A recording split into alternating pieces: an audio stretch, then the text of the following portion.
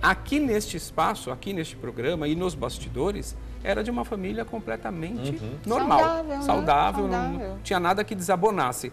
Agora, fico com receio do que você vai trazer aí. Eu lembro que em julho, quando a gente falou, julho ou agosto, quando a gente falou disso, vocês comentaram. Sim. E essa era a sensação que a gente via dessa ex-família nas redes sociais, né? Que a gente via ali uma integração entre eles e a gente sabendo de qual que era, toda a situação, como que a criança foi gerada e tudo mais. Só que pelas redes sociais isso é um tapa na cara da gente, inclusive, né? Porque rede social mostra uma realidade que depois vem o processo e fala outra coisa, que mostram assim, terrores, abusos, coisas bizarras que a gente não vê em rede social. E na rede social tá ali tudo lindo, tudo romântico, vida perfeita.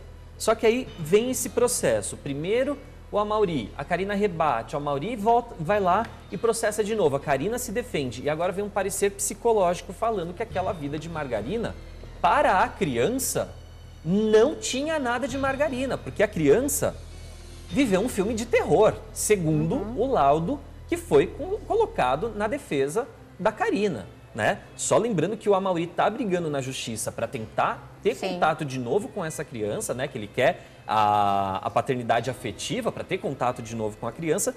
E a justiça falou não na primeira vez e agora o laudo psicológico, a psicóloga fala e determina que não é bom para a criança voltar a ter contato com o Amaury.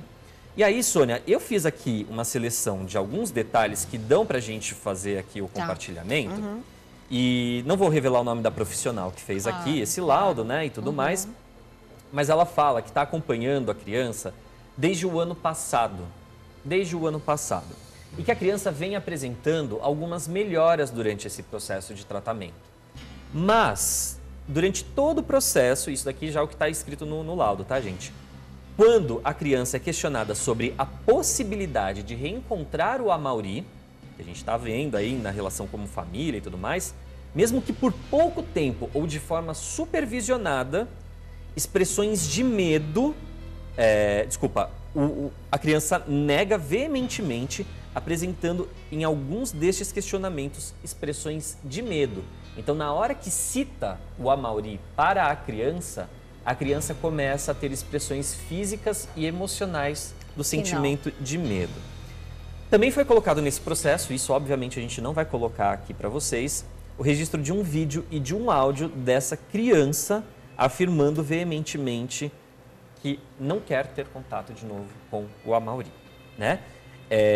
Tem um outro detalhe que, quando a criança começou a ser supervisionada psicologicamente, a criança foi diagnosticada com estresse pós-traumático. Meu Deus, que judiação. É o que consta aqui no laudo.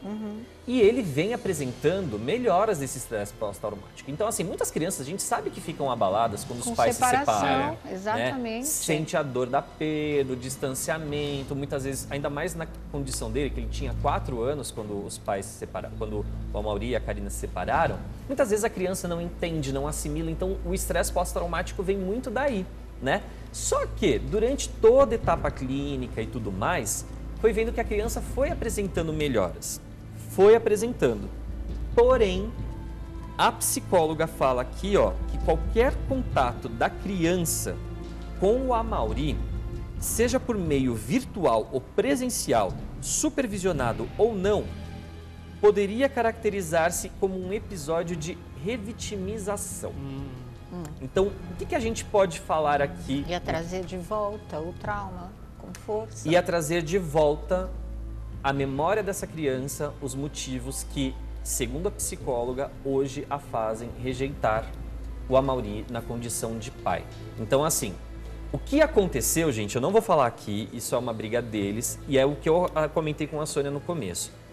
A partir desse laudo, os apontamentos que são feitos, tudo, tanto na defesa da Karina, quanto o que é colocado aqui no laudo pela psicóloga, que ela fala que a criança manifesta isso verbalmente, se isso for levado adiante, vira caso de polícia. Certo, mas sabe uma dúvida que fica na minha cabeça? A gente não participou, né, não sabe os detalhes dessa separação ou de como era a vida do casal. Aqui nos bastidores era uma coisa e a vida do dia a dia pode ter sido outra completamente diferente. Agora, a gente sabe também que em casos de separação, onde tem um alvo, né, no caso a criança, a guerra é mais ferrenha mesmo, né? E que para ficar com a criança, pelo motivo que for, mas fundamentalmente o afeto, às vezes um fala mal do outro para a própria criança. Talvez esse medo que a criança tenha e que consta do laudo e que é verdadeiro, possa ter sido uma coisa implantada na cabecinha dela. Alienação parental. Alienação parental, possa ser. A gente não sabe o que essa criança pode ter ouvido do lado de cá, longe do pai que já não estava mais lá para rebater ou para fazer qualquer coisa, e também não sei se seria saudável para a criança, mas pode ter sido falado tanta coisa, e ele tão pequeno, 4 anos, que de repente ele desenvolveu um medo mesmo desse pai, vamos dizer assim, porque ele conhecia e conheceu na vidinha dele o Amaury como pai. Então, não sei se seria só uma coisa que realmente o Amaury fez ou se foi uma coisa que ele pode não ter feito. A gente não está nem discutindo com o laudo. A gente está fazendo o papel aqui de advogado do diabo mesmo, levantando todas as circunstâncias, porque a situação é muito surpreendente, né? Tristemente surpreendente, lamentavelmente surpreendente.